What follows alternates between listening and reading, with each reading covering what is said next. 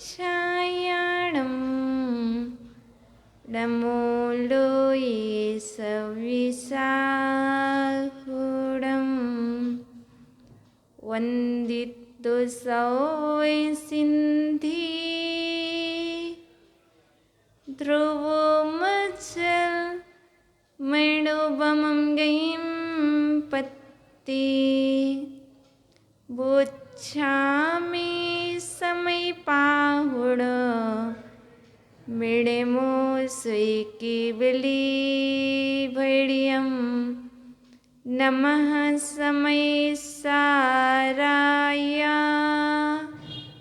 स्वानिभूत्याच कासते चिस्सुभावाभावाय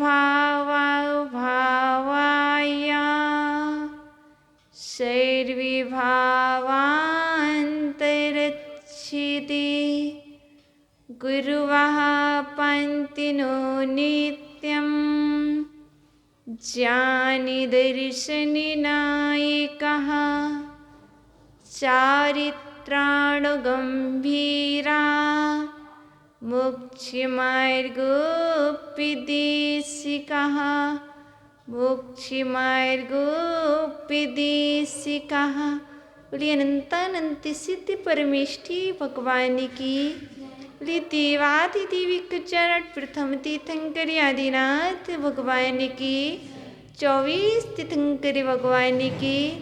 परम पूजनीय आचार्य श्री कुंद कुंद स्वामी की। परम पूजनीय आचार्य श्री पूजपाद देवी की। प्रातः स्मरणीय सारस्वत कवि नय चक्रवर्ती मम गुरुवर्य आचार्य वंश विभव सागर जी महामुनिराज की।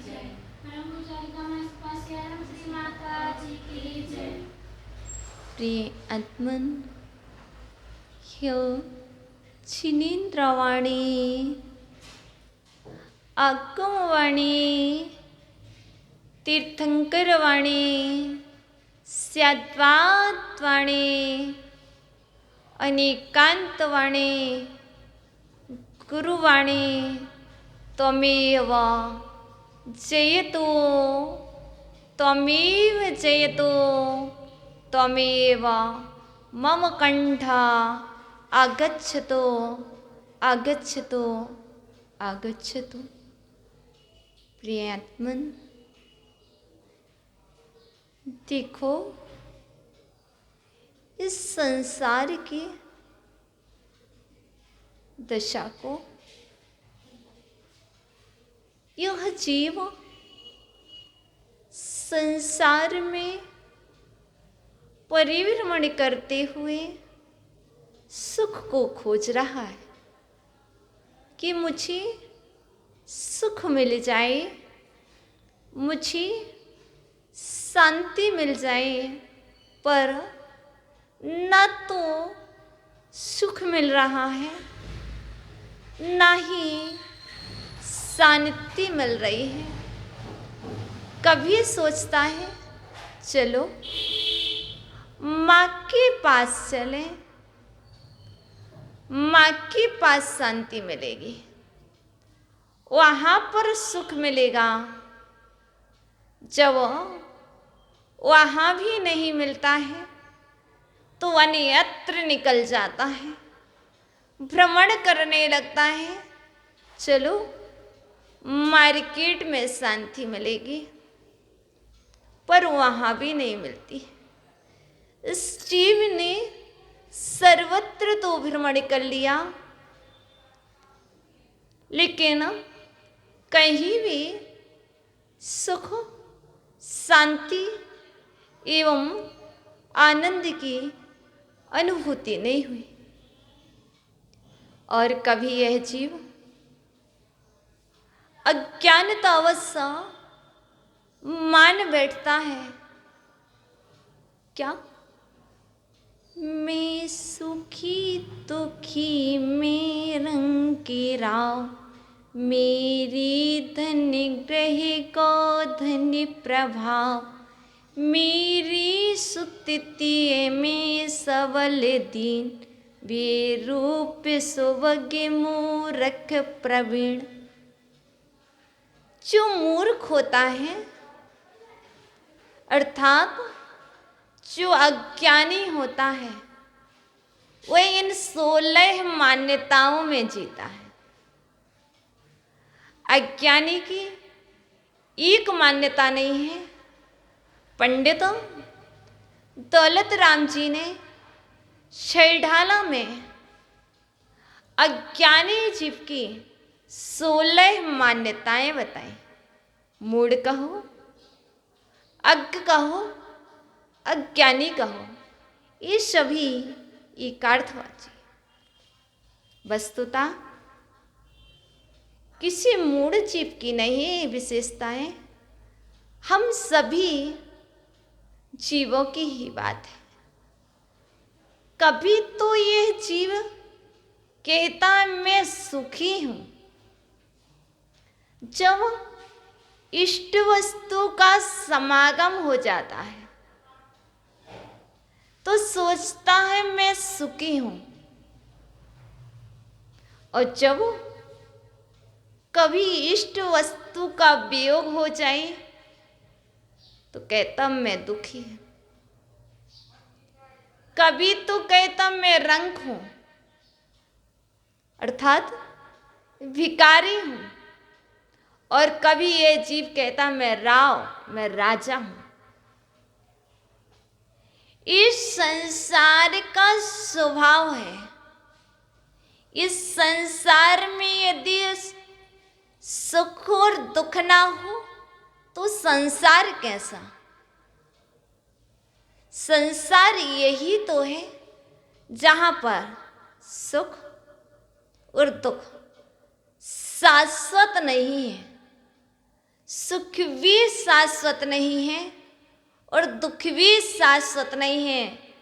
कभी सुख आता है तो कभी दुख आता है। कभी ये प्राणी एक क्षण पूर्व सुख का अनुभव करता है तो एक क्षण पूर्व दुख का वेदन करता है। देखो, कोविड है, कोविड है, अभी सुख अनुभव कर रहे हो कि मुझे नहीं है। यदि कदाचित कभी आप पॉजिटिव आ गए तो क्या करोगे? दुख का अनुभव करोगे। ये संसार है, यह तो चलता रहेगा, लेकिन तुम इन मान्यताओं से परे हो जाओ। कभी रंग तो कभी राजा, ये तो चलता ही रहना है। मेरे धन है, मेरे पास गौधन भी है। देखो, धन क्या? हीरे, जवाहरात, मोती, सोना, चांदी, महल, ये सब क्या है? अचेतन धन है। मेरी गौधन है, मेरे पास चेतन भी धन है। वस्तुतः ये कुछ भी तुम्हारा नहीं है, लेकिन जो मूढ़ है, जिसकी बुद्धि मूढ़ है, अज्ञान से परिणत बुद्धि है, इन सबको अपना मान रहा। मेरे तिये, ये मेरी स्त्री है, ये मेरा पुत्र है, मैं रूपी हूं अर्थात सुंदर हूं, या मैं असुंदर हूं। आचार्य भगवान कहते हैं, भैया ये शब्द तो पुद्गल की पर्याय है। जिसको आप देख रहे हो और जिसको आप अपना मान रहे हो, वस्तुतः वह आपके नहीं है। यह तो स्वजाति उपचरित असद्भूत नय से, जिनको चेतन माना है, जिन चेतन को अपना माना है, वह किसी भी नए की अपेक्षा अपने अपना माना है। वह है स्वजातीय उपचरित असद्भुत नय से। ये परिजन, ये स्त्री, ये पुत्र मेरे हैं। ये उपचार से असद्भुत नय की अपेक्षा तुम्हारे हैं, पर सद भूत नय से तुम्हारे नहीं हैं। आचार्य भगवान कहते हैं आपका जो है वह तो आपका ही है, और जो अचेतन ग्रह, धन, मकान, राष्ट्र, देश, दुर्ग, किला, ये जिनको भी आपने अपना मान रखा है, आचार्य भगवान कहते यह भी तुम्हारे स्वजातीय विजातीय उपचरित असद्भुत नय से आपने इनको स्वीकार किया। परिजन स्वजातीय थे, उपचरित असद्भुत नय से इनको स्वीकार किया था, और जो ग्रह, मकान, दुर्ग, राष्ट्र, देश, विश्व, इस स्वजातीय विजातीय उपचरित असद्भुत नय से आपने इनको अपना माना था। ये भी तुम्हारे नहीं हैं, तो फिर तुम्हारा है क्या? आचार्य भगवान कहते हैं एको हम, मैं एक हूं। अर्थात मेरी आत्मा ही मेरी है। जब मेरा शरीर भी मेरा नहीं है तो पर मेरा कैसे हो सकता है? और पर में बुद्धि रखने वाला परमात्मा नहीं होता, निज में स्वबुद्धि को रखने वाला परमात्मा होता है। जो पर में ये बुद्धि जा रही है, ये तो अज्ञानता की निशानी है। आपको ज्ञानी कहते हैं, आप ज्ञानी हो, लेकिन कैसे ज्ञानी? जो निज स्वभाव को भूला है, जो अपने को नहीं देख रहा है, वो ज्ञानी कैसे हो सकता है? आचार्य भगवान कहते हैं ये सब तो चलता रहेगा। पूज्यपाद देव ने जहां पंडित दौलत राम जी ने अज्ञानी की 16 मान्यताएं बतलाई, वहीं पर आचार्य भगवान पूज्यपाद देव इष्टोपदेश में भी 9वीं कारिका में बहुत अच्छी बात कहते हैं। वपुरिग्रहं धनं दारः पुत्रः मित्राणि शत्रवः सर्वेथान्य स्वभावानि मूढ़ः स्वानि प्रपद्यते। जो मूढ़ होता है वो इनको ही अपना मान लेता है। बपुर भैया, इस शरीर किसका है? भैया एक बात पूछूं, सही सही बताना, झूठ मत कहना। ये हाथ किसका है? ये हाथ किसका है? माता जी का। क्या कहा भैया ने? माता जी हाथ तुम्हारा है, वस्तुतः ये हाथ मेरा नहीं है, लेकिन जो मूढ़ है, जो इन पुद्गल के पर्याय को अपना मान रहा है, वस्तुतः आचार्य भगवान कह रहे हैं इस स्वभाव से भिन्न है, ये आपके नहीं है। तो फिर किसका है? ये किसी का भी नहीं है, तो पुद्गल का है। ये हाथ किसका है? पुद्गल का है। ये पुद्गल मेरा नहीं हो सकता। हाथ पुद्गल का है, लेकिन जिसने पूछा है वह पुद्गल नहीं है। भैया, जिसने पूछा है वह पुद्गल नहीं है, जिसको पूछा है वह पुद्गल है। आत्मा ने पूछा है, हाथ को पूछा है। आत्मा पुद्गल नहीं है, वह जीव है, और हाथ जीव नहीं है, यह पुद्गल है। बपुर, यह मेरा है। आचरण कहते नहीं, यह ना मेरा है ना ही तेरा है, यह तो पुद्गल का है, वो पुद्गल का ही रहेगा। इसको कभी भी अपना मानो, इसको कभी भी अपना मानो या अपना बनाने का प्रयास करो, यह कभी भी आपका नहीं होगा।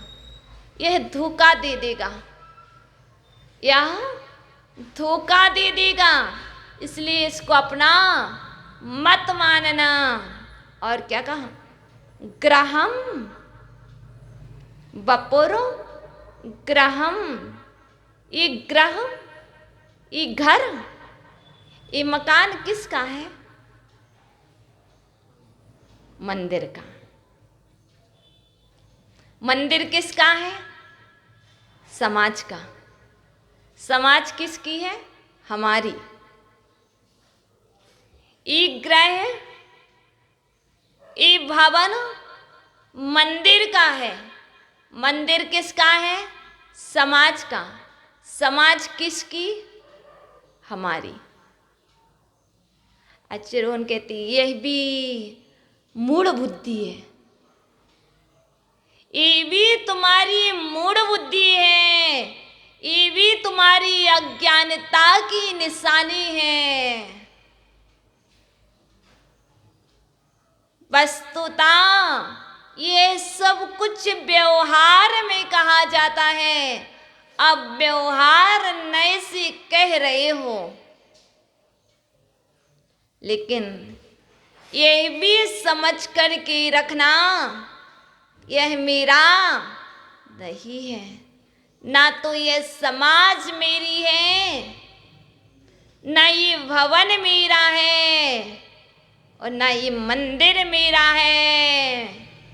मेरा तो अंदर में बैठा हुआ भगवान रूपी परमात्मा ही मेरा है, जो मेरे पास है। जब तक हम बाहर को दिखते हैं, बाहर में रहते हैं, तब तक हम भीतर को नहीं देख पाते और अपने परमात्मा से मिल भी नहीं पाते। दारा स्त्री। आचार्य भगवान कहते हैं, यदि सुख का अनुभव करना है, क्योंकि हमने पहले कहा है संसारी जीव सुख को ढूंढ रहा है, शांति की खोज में निकला है, आनंद को चाहता है।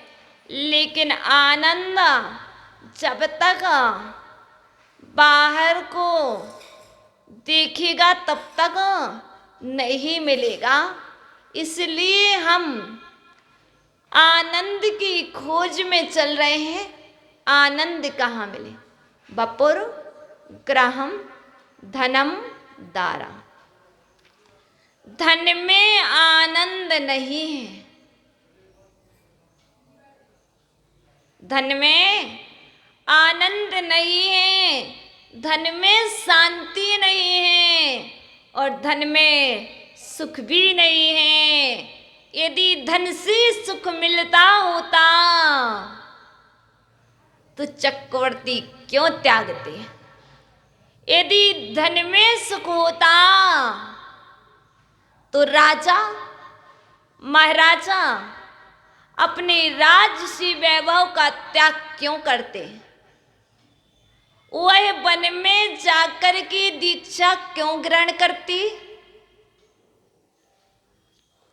भैया सिद्ध है धन सुख नहीं देता, धन दुख को देने वाला है। धन शांति नहीं देता, धन अशांति को उत्पन्न करने वाला है। धन आनंद नहीं देता, धन तो संक्लेश को जन्म देता है। इसलिए यदि आनंद की अनुभूति करना चाहते हो तो भगवान कहते हैं चिदानंद, चित अर्थात चेतन स्वरूप में लीन हो जाओ, आनंद की अनुभूति हो जाएगी। स्व में तल्लीन हो जाओ, आपको आनंद की अनुभूति हो जाएगी। धनम दारा, स्त्री में सुख है। लोगों ने मान रखा है दारा स्त्री में सुख है। अभी मैं दुखी चल रहा हूँ, बस महाराज साहब आशीर्वाद दे दो, मेरी शादी हो जाए, मैं सुखी हो जाऊं। माँ कह रही है मेरे घर में बहू आ जाए, मैं सुखी हो जाऊं। पुत्र कह रहा है मेरी दारा आ जाए, मैं सुखी हो जाऊंगा। आचार्य वन कहते जिनकी 8,000, 16,000, 96,000 होने के बाद सुख नहीं दे पाए तो तुम्हें एक मिल भी जाएगी तो क्या सुख देगी। इस भ्रम में मत रहो, इस भ्रम में मत पलो। दारा से सुख नहीं होता है, वह सुख नहीं दे सकती है। आपको तो सुख देने वाला कोई और नहीं, आपके परिणाम हैं, आपके भाव हैं। इसलिए सुख की खोज बाहर में नहीं, सुख की खोज अंदर में करो। वपुर्ग्रहं धनम दारा पुत्रा मित्राणि शत्रवः। पुत्र मित्र शत्रु ये सर्वथा अन्य स्वभाव वाले हैं। ये अन्य हैं और मैं अन्य हूँ, मैं इनसे भिन्न हूँ, यह मेरे नहीं है और ना ही मैं इनका हूँ। माँ कितना भी कहे ये मेरा पुत्र है, वो पुत्र कितना भी कहे यह मेरी माँ है। आचार्य भगवान कहते हे पुत्रो यह तेरी माँ नहीं है, माँ यह पुत्र तेरा नहीं है, यह मित्र,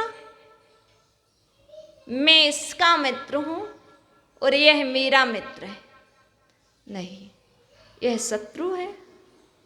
आचार्य भगवान कहते हैं ना यह शत्रु है, ना यह मित्र है और ना ही यह पुत्र तुम्हारा है। ये तो अन्य है, ये तो स्वभाव से भिन्न है। तुम क्यों इनको अपना मान रहे हो।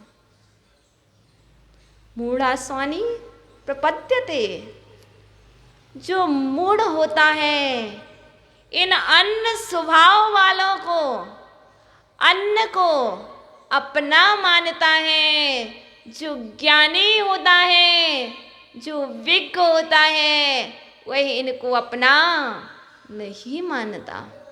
सुखी होना है, यदि सुखी होना है और सुखी होकर के सुख का अनुभव करना है, तो आचार्य भगवान कहते हैं इनको छोड़ दो। यदि सच में इन्हीं सब में सुख होता तो जीवनधर कुमार क्यों दीक्षा लेते? यदि इन सब में सुख होता तो महावीर स्वामी क्यों इतनी अल्प वय में दीक्षा को धारण करते? देखो, हमारे आदर्श सबसे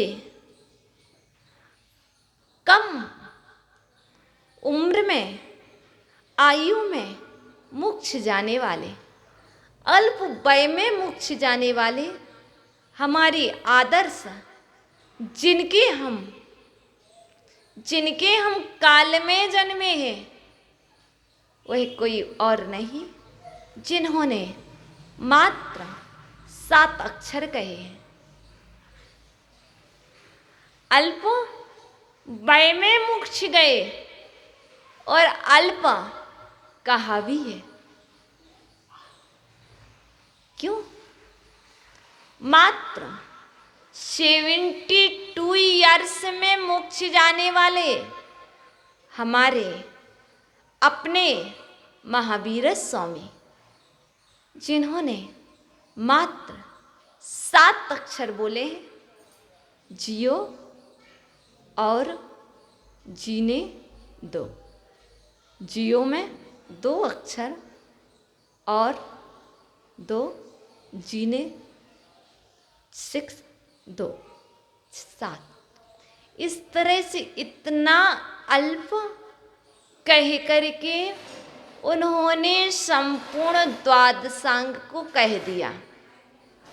यदि तुम सुखी होना चाहते हो, शांति का अनुभव करना चाहते हो, तो क्या करो?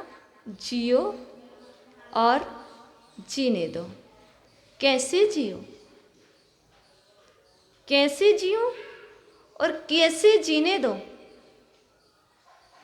स्वयं भी जियो और दूसरे को भी जीने दो। अर्थात अहिंसा आदि अनुव्रत का पालन करो। सत्य श्रावक हो तो अहिंसा के साथ जियो, श्रावक हो तो सत्य अनुव्रत के साथ जियो। श्रावक आचर्य अनुव्रत के साथ जिए, ब्रह्मचर्य अनुव्रत को धारण करे और परिग्रह परिमाण अनुव्रत का पालन करे। यदि तुम इन 5 अनुव्रत को धारण कर लोगे तो स्वयं भी जी लोगे और दूसरे को भी जीने दोगे। जब तुम शांति से जीना चाहते हो तो अनुव्रत को धारण करो। संसार में रहना है, श्रावक धर्म का पालन करना है, तो महावीर स्वामी ने यही कहा है, अणुव्रत के साथ जियो। अणु मीन्स छोटा, व्रत मीन्स नियम, छोटा नियम। अणुव्रत छोटे नियम को कहते हैं। महाव्रत बड़ा महान है जो व्रत, वह महाव्रत कहलाता। साधु स्वयं जीते हैं और दूसरों को जीने देते हैं, वह भी अहिंसा महाव्रत, सत्य महाव्रत, आचर्य महाव्रत, ब्रह्मचर्य महाव्रत और अपरिग्रह महाव्रत। इन 5 महाव्रतों का पालन करते हैं, इसलिए वो महाव्रती कहलाते हैं। आप भी अणुव्रत को धारण करो शांति का अनुभव करोगे। जो क्रम से अणुव्रत लेता है वह आगे चल कर के मोक्ष मार्ग में आकर के महाव्रत को भी धारण कर लेता है और महाव्रत को धारण करके मोक्ष को प्राप्त करता है। देखो, सिंह ने अणुव्रत लिए थे, गज ने, सिंह और हाथी अणुव्रत को लेकर के स्वर्ग गए थे। स्वर्ग से आकर के महाव्रत को मनुष्य पर्याय में आए, महाव्रत को धारण किया, मोक्ष चले गए। क्या हम अणुव्रत नहीं ले सकते? ले सकते हो। शांति का अनुभव करना है तो आपको श्रावक धर्म का पालन करना पड़ेगा। यदि बिना श्रावक बने शांति खोजो, नहीं मिलेगी। आचार्य भगवान कहते हैं, चिंता मत करो, आपके ये सब अन्न है। अब तुम्हें निज स्वभाव को पाना है तो आपका परिचय कुछ और है।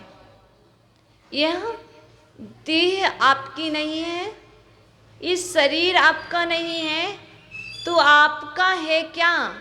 जो इस देह के अंदर है वही आपका है। जैसे आपने देखा होगा श्रीफल, आपने श्रीफल देखा, आपका लक्ष्य किस पर है? जब आप श्रीफल लेने बाजार जाते हो तो क्या देखते हो? ठोक करके देखते हो, बजा करके देखते हो इसमें पानी है कि नहीं, ये बज रहा कि नहीं बज रहा। बाहर के श्रीफल से प्रयोजन नहीं है, उसके अंदर जो गोला है, जो सारभूत वस्तु है, आप उससे प्रयोजन रखते हो, रखते ना। इसी तरह आचार्य भगवान कहते, इस शरीर से, इस देह से ममत्व मत रखो। ममत्व का होना, ममता बुद्धि का होना है। मां ममता बुद्धि के कारण संसार में डालती है, ममत्व बुद्धि के कारण मां इस संसार की यात्रा कराती है और संसार की यात्रा कराकर मां नियम से अधोलोक की यात्रा में तुम्हें भेज देती है। लेकिन वैराग समता को जन्म देने वाली है। वैराग समता को जन्म देता है और समता के से साथ मिला करके आपको ऊपर की यात्रा करा देता है। इसलिए डिसीजन कर लो किसके पास रहना है। ममता के पास रहना है कि समता के पास रहना। मां का परिचय ममता है और ममता शांति को जन्म नहीं देगी, ममता सुख को जन्म नहीं देगी। जब भी और शांति मिलेगी समता में मिलेगी। ममता में ना तो शांति है, ना सुख है और ना ही आनंद है। आनंद तो समता में है। यदि तुम देह से ममता रखोगे, देह से ममत्व रखोगे, तो आचार्य भगवान कहते हैं सुख को प्राप्त नहीं कर पाओगे। यदि तुम उस श्रीफल से ममत्व रखोगे, मैं इसे फोड़ूंगा नहीं, ये ऐसा ही रहे, तो उसके लाभ से वंचित रह जाओगे। इसी तरह जब तक इस देह पर दृष्टि होगी, तब तक आचार्य मन कहते हैं निज देही, अर्थात परमात्मा नहीं दिखेगा और उसको प्राप्त किए बिना शांति होती नहीं है।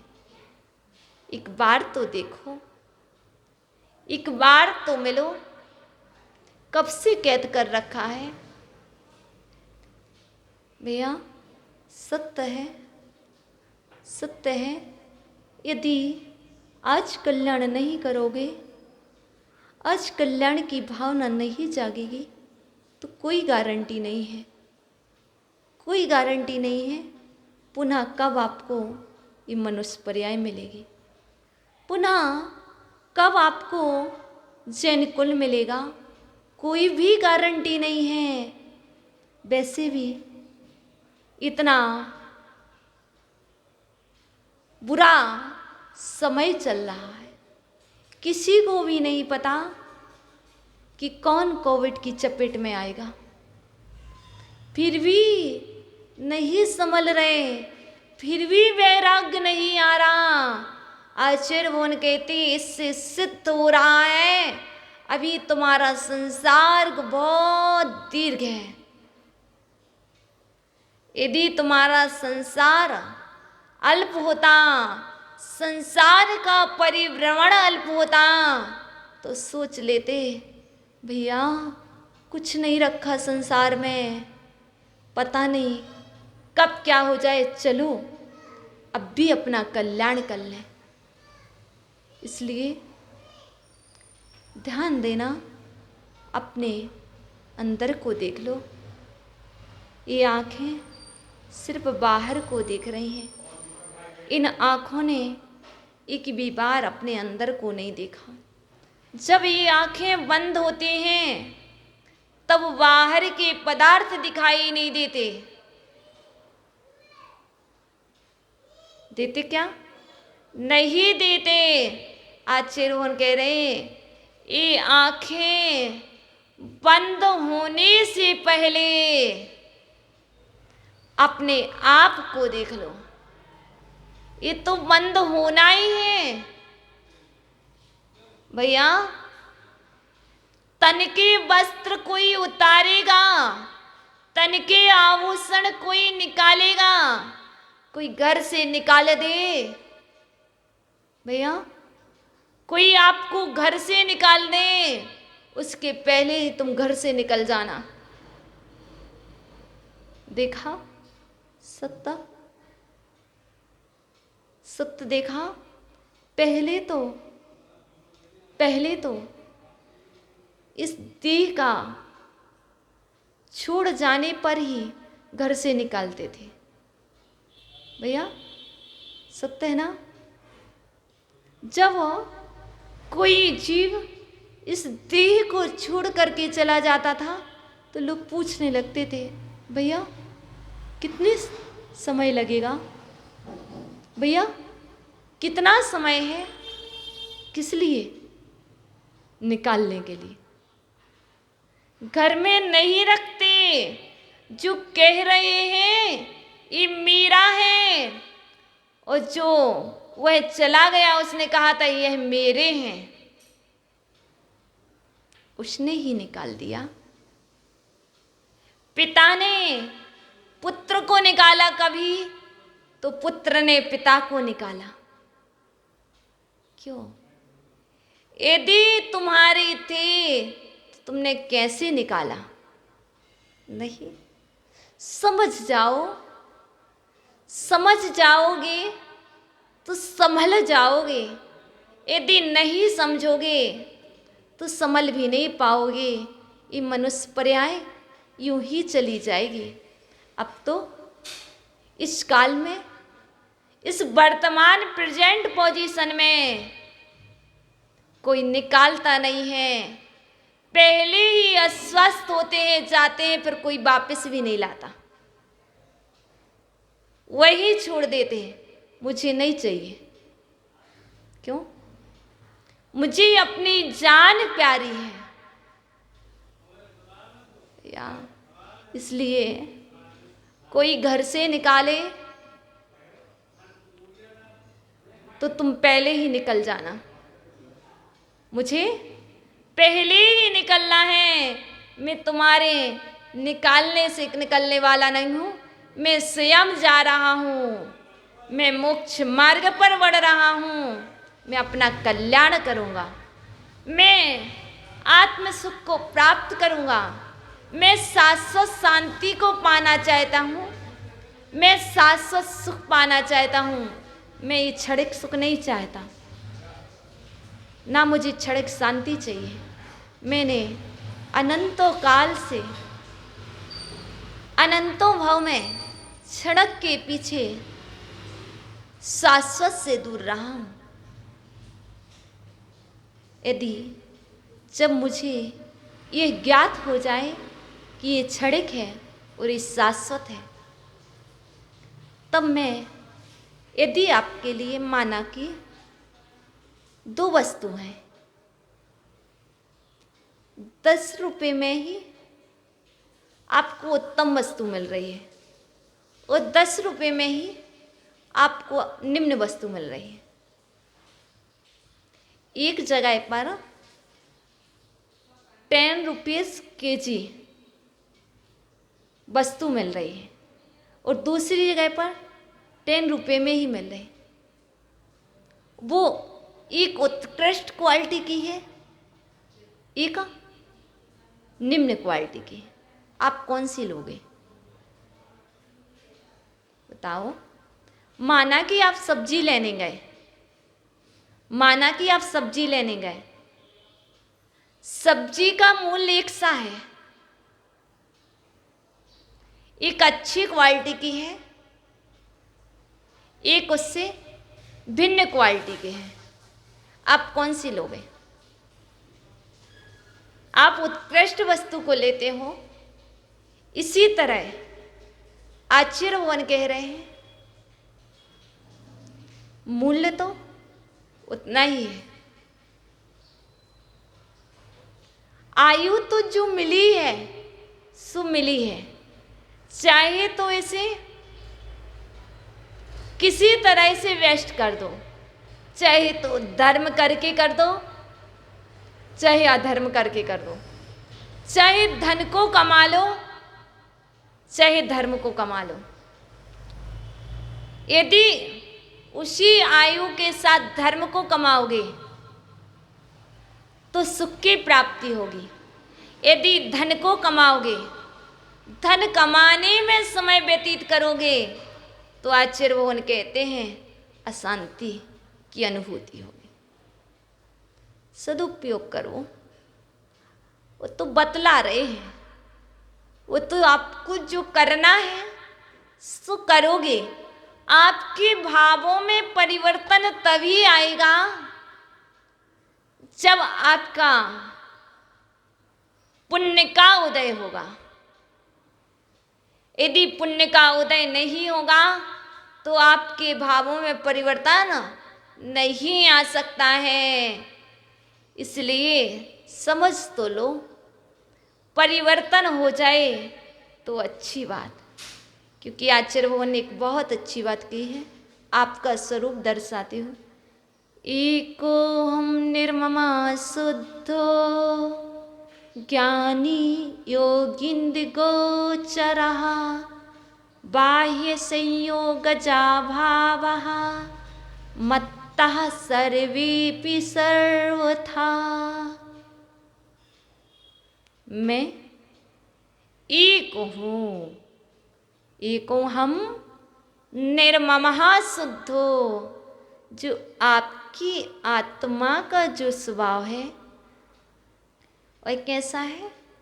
मैं एक हूँ, मैं निर्ममत्व हूँ, अर्थात ममता से रहित हूँ, शुद्ध हूँ।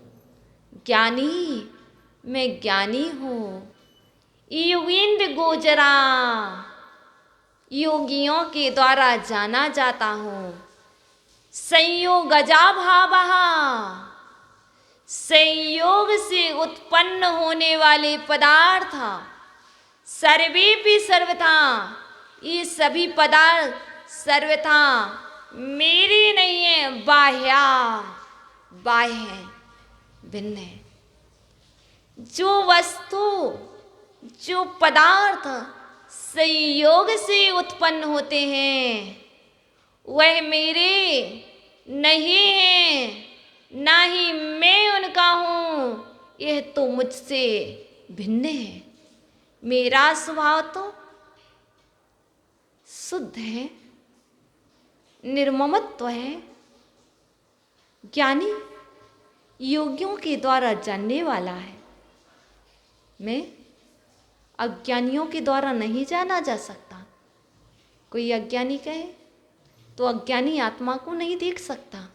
इसलिए आप इन सब से भिन्न हो, बाह्य पदार्थों से भिन्न हो।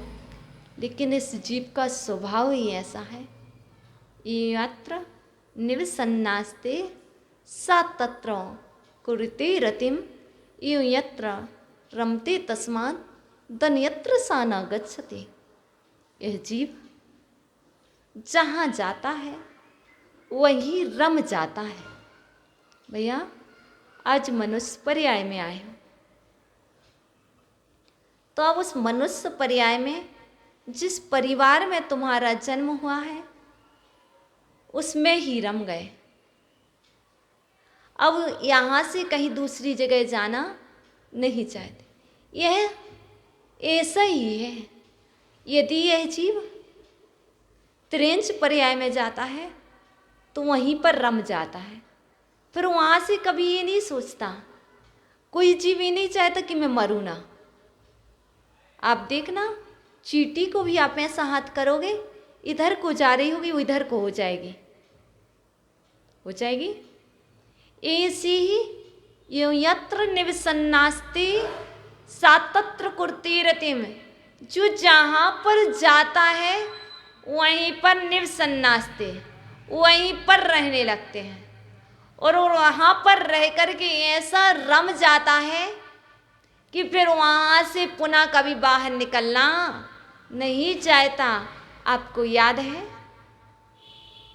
एक व्यक्ति था, मुनिराज के पास गया।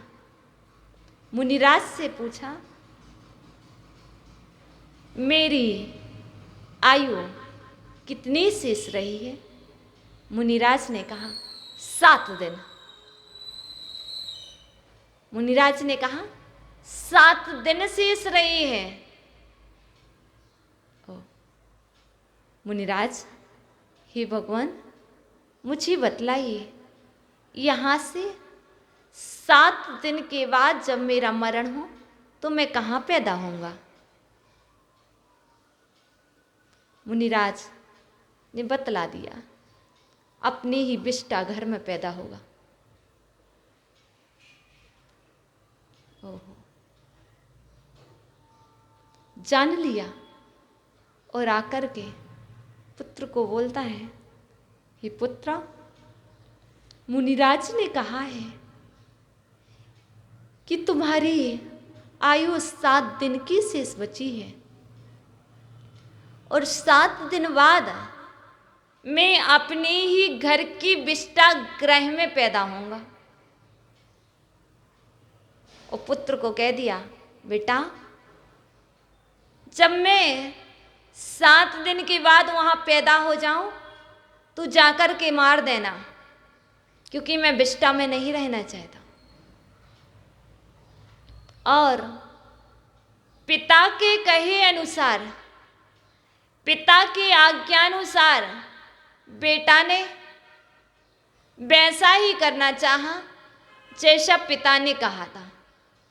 लेकिन जैसे ही वह पुत्र उस विष्ठा के कीड़े को मारना चाहता, वह कीड़ा उसमें ही छुप जाता।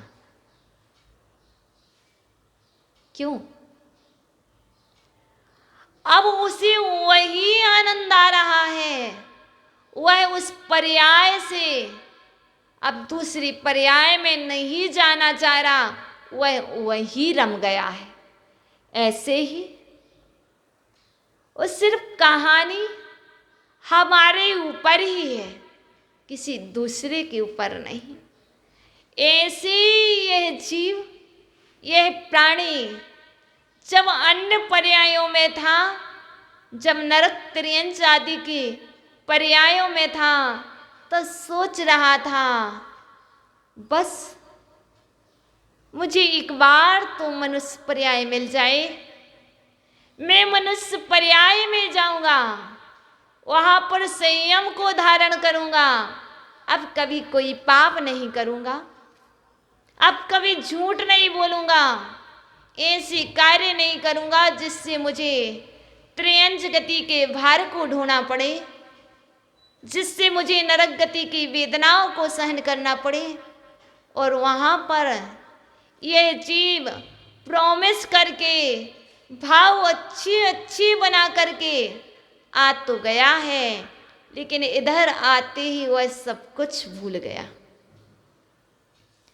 कुछ भी याद नहीं है कि मैंने किस लिए जैन कुल पाया, किस लिए मनुष्य पर्याय पाई, क्योंकि यो यत्र निवसन्नासि सा तत्र कुरुते रतिम, जो जहाँ जाता है वहीं पर रम जाता है, और इतना रम जाता है कि वहाँ से फिर बाहर निकलना नहीं चाहता। आचार्य वो कहते तुम नहीं निकलोगे, लेकिन निकलना पड़ेगा। भैया चिंता मत करो, चिंता मत करो, इस शरीर तो छूटना ही है, इस शरीर तो छूटना ही है, ये देह तो छूटना ही है। क्यों दुख मान रहे हो? बस भेद विज्ञान कर लो, भेद विज्ञान कर लो। यह शरीर अलग है और आत्मा अलग है। जैसे तन के वस्त्र को छोड़ते समय आपको कष्ट नहीं होता है, डेली चेंज करते, तन के वस्त्र को छोड़ते हुए कष्ट नहीं होता है, वैसे ही इस देह को छोड़ने में भी आपको कष्ट नहीं होगा, छूट जाएगी। एक वस्त्र को हटाते हो दूसरी ड्रेस को धारण कर लेते। ऐसे इस जीव ने अनादि से नए नए वस्त्रों को धारण किया है, अर्थात नए नए तन को धारण किया है। यदि अब पुनः तनधारी नहीं बनना है, तनधारी नहीं बनना है, नाना तरह के पर्यायों में नहीं जाना है, तो आचार्य भगवान कहते आंखें खोल लो। अभी जो दिख रहा है कि खुली हैं, वस्तुतः ये आंखें खुली नहीं मानते आचार्य भगवान। जब आंखें खुली मानेंगी, जब आपको अपने आत्म कल्याण की चिंता जाग जाए। अभी आपका जन्म हो गया है, लेकिन वास्तव में अभी आपका जन्म हुआ ही नहीं है। जन्म तो तभी है जो कल्याण के लिए हो जाए। जब तक कल्याण नहीं किया, कल्याण के मार्ग पर नहीं आए, तब तक कैसा जन्म? वह जन्म तो यूं ही चला जाएगा, पुनः दूसरा ले लोगे। इसलिए चिंता करो। किसकी? किसकी? चिंता करना संक्लेश है और चिंतन करना धर्म है। चिंता मत करो, चिंता को चिंतन में परिवर्तित कर दो कि मुझे करना क्या है, मैं आया क्यों हूँ और मैं कर क्या रहा हूँ। ये मैंने मनुष्य पर्याय किस लिए पाई, किसके लिए पाई और क्यों पाई। जब तक यह चिंतन नहीं जागेगा, तब तक उस अनुरूप कार्य भी नहीं होगा। क्योंकि कार्य करने के पूर्व मन में विचार आना अनिवार्य है कि मुझे क्या करना। जैसे आपने पहले सोचा था मुझे बिजनेस करना है, पहले क्या सोचा? मुझे बिजनेस करना है। कौन सा करना है, किस प्रकार करना है, क्यों करना है? धन कमाना है। क्यों करना? पैसे कमाना। किस प्रकार करना है, कौन सा करना है, अच्छी तरह से करना है। कौन सा करना है, कपड़े का करना। इसी तरह आचार्य भगवान कहते तुम्हें क्या करना है, मुझे आत्मा का कल्याण करना है। क्यों करना है, क्योंकि मुझे संसार के दुखों से मुक्त होना है। कब करना है, दुकान कब खोलना है, 1 महीने बाद, 2 महीने बाद, आज, कल। तो मुझे कल्याण कब करना है, इसी पर्याय में करना है कि अगली पर्याय में करना है, इसी भाव में करना है कि अगले भाव में करना है। ये पहले डिसीजन कर लो। ये पहले फाइनल डिसीजन नहीं हुआ तब तक आप नहीं कर पाओगे। पहले लिख लो मेमोरी में, मुझे इतने दिन के अंदर ये कार्य करना है, तभी आप सफल हो पाओगे। जब तक आपका ये पक्का डिसीजन नहीं होगा, फाइनल डिसीजन नहीं होगा, तब तक आपका कल्याण भी नहीं होगा। इस अज्ञानता के बस जीते रहोगे और जीते जीते संसार में भटकते रहोगे। इस अज्ञानता से दूर हो जाओ।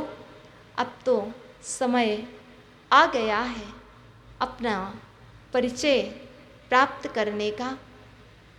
तो आप सभी अपने आप को प्राप्त करें। अभी तक पर को प्राप्त किया है, पर में लगे रहे। आज से निज को प्राप्त करने का अभ्यास करें और निज में लग जाएं। जो निज में लगेगा वह निज में रमेगा। जो निज में लगेगा ही नहीं, वो निज में रम कैसे पाएगा। निज में रमने के लिए निज में लगना अनिवार्य है।